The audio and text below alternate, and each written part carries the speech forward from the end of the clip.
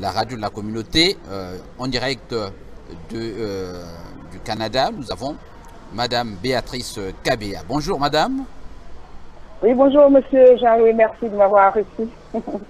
Voilà, nous allons parler de votre organisation dans le cadre de l'émission Promo Plus. Vous êtes l'invité du journal de la communauté de Jean Lewis depuis le studio central. Alors, je vous ai découvert, madame, sur Facebook. J'imagine que cette initiative n'est pas du tout nouvelle. Oui, c'est pas nouvelle. Ça fait 9 ans que nous existons, donc nous allons totaliser 10 ans au mois de décembre. Voilà, vous existez depuis 9 ans. Alors, d'où est-il venu cette idée de créer une organisation qui, désormais, s'occupe des orphelins? En quelques secondes, est-ce que vous pouvez nous parler de cette intuition? Oui, ça vient de moi, puisque je viens de la République démocratique du Congo. Donc là-bas, j'étais une sans-abri. Et alors, chaque fois j'ai prié à Dieu, je disais, s'il m'aide à m'en sortir de là où j'étais, là où je dormais dehors, et je vais vraiment retourner et prendre soin des orphelins et puis des sans-abri comme moi aussi.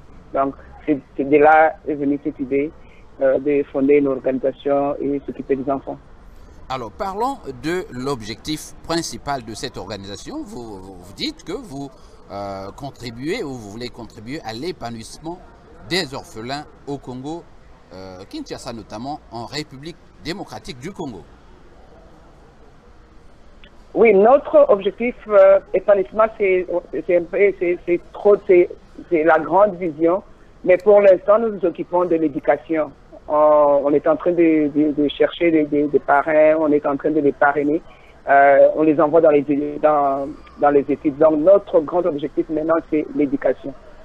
Les orphelins, les sans-abri, les enfants délaissés, on les prend, on les retourne à l'école et puis on se porte leurs études. Alors, est-ce que vous avez, au cours de cet exercice qui dure déjà 9 ans, quelques réalisations? C'est-à-dire que je voudrais que vous me parliez de quelques réalisations. Est-ce que vous allez vous-même à Kinshasa ou dans l'Interland? Qu'avez-vous concrètement fait depuis que vous existez?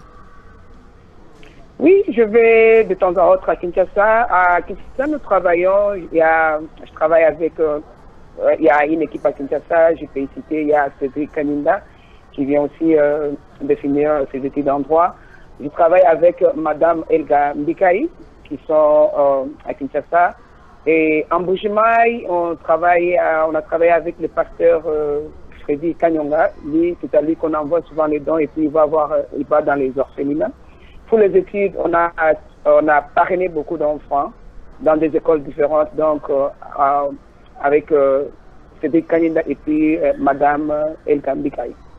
Alors, je comprends que la tâche est immense parce que le territoire lui-même est immense. Est-ce que vous prenez en compte tous ces millions d'enfants du Congo démocratique où vous avez un secteur précis, vous êtes dans l'espace plus ou moins limité? Non, comme vous l'avez bien mentionné, les Congo est trop vaste. Non, pour les études, c'est vraiment à Kinshasa d'abord. Et à Kananga et Mbushima, c'est juste les orphelins, dans des occasions de fête, on met l'argent ensemble, puis on les envoie, on leur achète à manger, on achète les habits. Mais pour les études, comme notre grand objectif c'est l'éducation, pour les études, on est d'abord à Kinshasa. Et dans la vision, on a travaillé longtemps dans l'éducation, à les parrainer par-ci, par-là. Et maintenant, là, on veut maintenant passer à une autre étape de notre vision. Alors, vous dites que vous allez donc passer à un autre volet de cet épanouissement des enfants orphelins, mais tout cela nécessite des moyens. Quelles sont vos sources de financement? Est-ce que vous avez des gens qui vous soutiennent d'abord là-bas au Canada, dans la communauté du Congo démocratique, ou encore sur place à Kinshasa? Comment faites-vous pour avoir cet argent? Donc, jusque-là, nous le faisons à nos propres moyens. C'est comme ici au Canada, quand vous avez une organisation comme ça, avant qu'on vous supporte, ils veulent d'abord ce que vous avez fait de vos propres moyens. C'est là où nous sommes. Mais c'est cette année ici où j'ai créé le projet. De cette aide, où trouvez-vous les moyens pour financer vos activités, madame? Ok, nous travaillons de nos propres moyens jusque-là. Puis, ici au Canada, ça, puisque les gens pensent qu'on a, donc ce que nous faisons, nous avons reçu des dons. Non, jusque-là, on n'est pas encore en mesure de recevoir des dons. J'avais introduit un projet pour la construction d'une école. Ça, c'était en 2009. On m'avait retourné pour dire qu'ils veulent d'abord voir ce que nous faisons de nos propres moyens. Alors, avec toutes les réalisations que nous avons faites, maintenant, on est maintenant en mesure d'introduire un projet au niveau du gouvernement Canada. Et puis, je crois que là, ça va être positif puisque je viens à peine d'introduire les projets d'une construction d'une école. Donc voilà. Là, on nous sommes... Ouais. Oui, parce que généralement, on croit qu'il y a des escrocs qui vont en Afrique et se font de l'argent et disparaissent. Alors donc, vous donnez les preuves que vous pouvez vous assumer et par conséquent, le gouvernement sera en mesure de vous aider. Je veux encore répéter la question, s'il vous plaît? Je disais que le gouvernement veut s'assurer que vous êtes des gens sérieux et par conséquent pourra vous aider. Oui, c'est ça. Donc, c'est ça, ils veulent, quand vous introduisez les dossiers, vous mettez aussi les portfolios de vos réalisations. Pas seulement les réalisations de ce que vous faites au Congo, mais aussi ici sur place. Dans votre communauté, qu'est-ce que vous faites? Donc là, à ce moment-là, ils voient que non, vous pouvez aider la communauté, et puis là, ils vous aident aussi pour aider chez vous. C'est comme ça que ça fonctionne au Canada. Est-ce que vous pouvez nous parler justement de cette communauté du Canada en quelques secondes? Est-ce que vous vous êtes organisé dans ce cadre? Oui, au Canada, on a réalisé aussi des choses. On va souvent dans des écoles pour faire des ateliers, éduquer les enfants, leur donner, donc les éduquer sur l'orientation de choisir ce qu'ils veulent faire à l'université, les aider à faire des tableaux de rêves. Donc c'est ça qu'on fait souvent au niveau du Canada. Cette année, ici, nous avons organisé un atelier sur donc les filles entre les filles. Donc pour les filles se parlent entre les filles. Donc c'est ça un peu pour le Canada. Donc c'est grand pour le Canada. Jusque là. Alors quel était l'objectif justement de faire parler ces filles?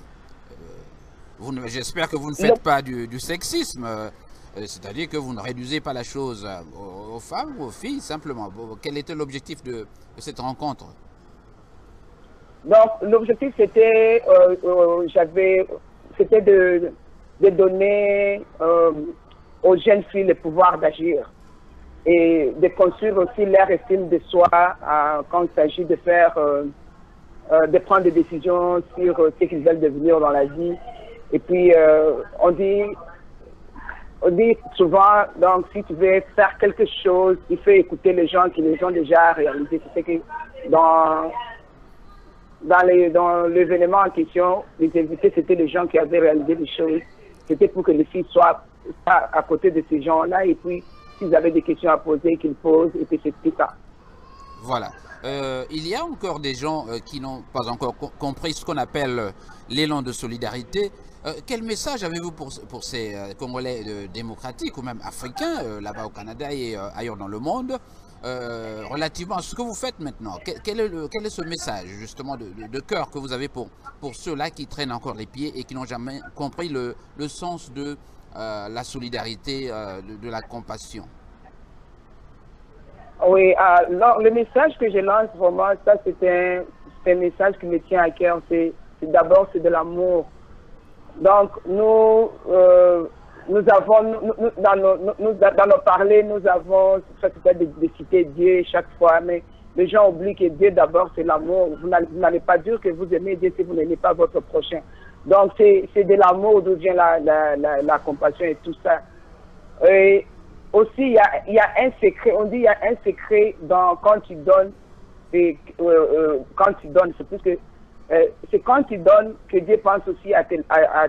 Je ne sais très bien le dire en anglais. La récompense, justement, c'est... Oui, la récompense, en anglais, ça sort bien quand on dit giving back. Giving back, Donc, yeah, je vous comprends. Oui, oui. Alors, oui, mais C'est-à-dire non, ça, dans ma communauté... vous ne recevez que ce que vous donnez. Alors, Exactement. Alors, c'est quelque chose de très difficile. On ne le comprend pas dans ma communauté. Je crois que dans toutes les communautés africaines. Je peux vous donner un exemple. J'organise ce qu'on appelle collecte de la nourriture, donc food to buy. Collecte de la nourriture. Ça, c'est la 3e année que je le fais. Je fais comme ça. Je vais donner dans des food banks ou bien moi-même, je vais dans des familles que j'ai ciblées pour qui n'ont pas assez de la nourriture pour leur donner.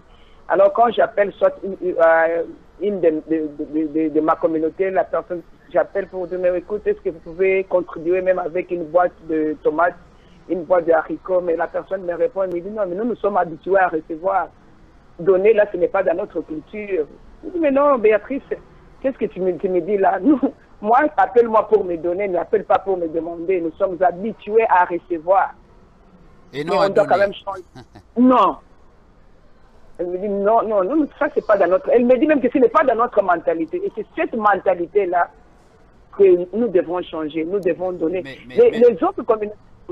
Mais pourtant, on voit bien les Congolais, qu'il s'agisse de ceux de Kinshasa ou de Brazzaville, dans ce qu'on appelle les réjouissances populaires, dans les bars, organiser des festins où ils dépensent beaucoup d'argent, mais qui n'ont jamais compris que ce que vous leur proposez est essentiel et vital pour ces orphelins. Oui, ils savent, le problème, ils ne savent pas le secret qui est là-dedans. Ils ne savent pas que plus vous vous occupez des autres, plus Dieu s'occupe de vous. C'est ça, ils ne savent pas ce secret-là. Ils ne savent pas pourquoi d'autres communautés, je vais dire, je ne dis pas ça pour minimiser ma race noire, mais si les gens sont vraiment, on les voit qu'ils ont beaucoup ils sont riches, ils ont des biens, ce n'est pas plus qu'ils sont intelligents plus que nous, c'est plus qu'ils savent les secrets de comment être bien récompensé, c'est quand on donne. C'est quand on donne. Quand on dit, Dieu, quand tu donnes un, il remet au centuple. C'est comme ça. Et ils ont compris ce secret-là. Ils donnent leur un et puis ils reçoivent le centuple. Alors, nous allons dans quelques instants nous quitter, mais quelles sont, justement, revenez, je voudrais que vous reveniez sur les difficultés que vous rencontrez, justement, à réaliser votre projet, votre budget. D'abord, est-ce que vous avez un budget, ce qui me paraît difficile, et quelles sont les difficultés de l'organisation actuellement? Wow. Il y en a vraiment beaucoup. Il y en a juste, donc, la demande que nous avons est forte. Et donc, c'est difficile quand je lance un appel de fonds. Et je dois, même si vous envoyez des emails, qui est le moyen maintenant le plus facile que tout le monde utilise, quand j'envoie les emails ou bien quand je contacte les gens sur Facebook, pour que quelqu'un réponde, il faut que j'appelle, que j'apprenne mon téléphone, que j'appelle, que je parle personnellement à la personne, même si c'est pour demander 10 $. Et c'est ça, c'est là où il y a la difficulté.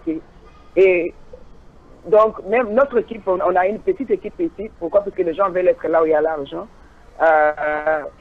Donc, et ces gens-là qui donnent, c'est les gens qui me connaissent personnellement, et il y en a aussi que j'ai rencontrés ici dans les réseaux sociaux, mais qui me font confiance. Alors, je dois les appeler personnellement. C'est là où il y a la difficulté.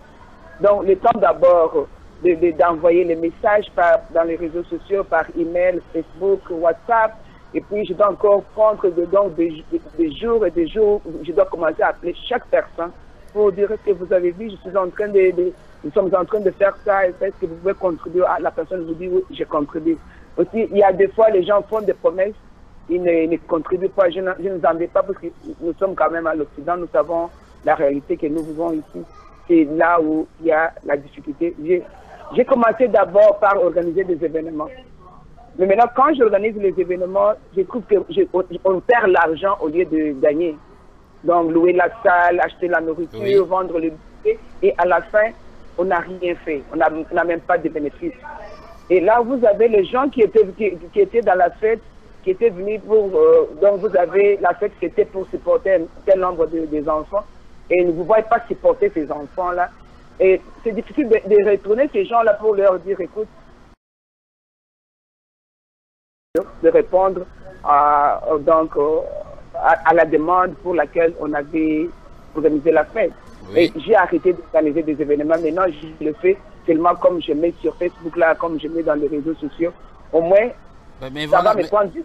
justement, je rappelle que nous recevons à ce micro du journal La Communauté de Dean Lewis, Béatrice Kabea qui est du Congo démocratique depuis le Canada. Alors Béatrice, sur Facebook, vous parlez de l'Internet, des réseaux sociaux. Est-ce que vous pouvez vous positionner, dire aux auditeurs, à nos auditeurs de Radio Congo Live en Chicago, comment on peut vous découvrir sur Facebook ou sur votre site Internet? Oui, c'est juste par mon nom de Béatrice Kabea. Donc vous allez me voir, je suis vraiment je suis sur Instagram, je suis sur Twitter, je suis sur Facebook, je suis sur LinkedIn, donc juste avec mon nom de Béatrice Kabea. Voilà, donc Béatrice Kabea, vous rappelez encore aux auditeurs le nom de votre organisation, s'il vous plaît. Oui, notre organisation s'appelle Tous Ensemble Fondation. Non, Foundation. Donc Tous Ensemble Foundation. Dans la fondation Tous Ensemble. Donc nous tous ensemble, là, on est dans la fondation. C'est ça. C'est Tous Ensemble Foundation. Y a-t-il un numéro de téléphone par lequel on peut directement vous joindre? Oui, on peut, mais moi personnellement, c'est sur 001, pour ceux qui appellent 001 905 866 25 29. Voilà, donc nous avions Béatrice Kabea. À moins que vous ayez un détail à ajouter, c'est le temps de nous quitter. Merci d'avoir été l'invité du journal de la communauté et nous nous ferons le plaisir, le devoir de faire la promotion de votre organisation et cela gratuitement. Ah oui, en tout cas, je vous remercie beaucoup. Je vous remercie beaucoup. Ça, c'était vraiment mon rêve. Je me disais, mais est-ce que les gens ne voient pas ce que nous sommes en train de faire pour nous aider à faire passer les messages aux autres? Quand vous m'avez contacté, j'étais vraiment dans la joie. Je vous remercie. Mais notre communauté africaine, vraiment, tenons-nous la main dans la main et nous allons travailler ensemble pour rendre notre Afrique meilleure. Donc c'est ça le message que j'ai.